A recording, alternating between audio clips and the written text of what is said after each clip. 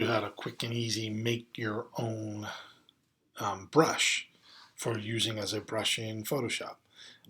So you can start with anything, a blank image, make shapes, basically design anything you want to be a brush, and then you can make it a brush. I started out with this image and edited it to just something simple like this. And now if I want to make that into a brush, I'm going to go to Edit, Define Brush Preset, leave it as FB for football, hit OK. And so now wherever I go into in a image of mine and I click on the brush tool, I should have access to that brush right there.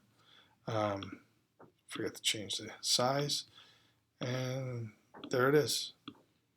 You could do whatever. That's not much of a brush, but it's something. And so whatever you make, you can make into a brush. And you could actually, if you wanted to, you could export this if you go into your brush manager. You have the ability to click on that brush.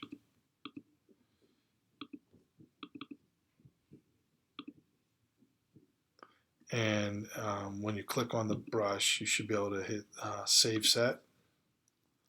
And you can save it as an ABR file, so that way you can share it with someone else and they could add it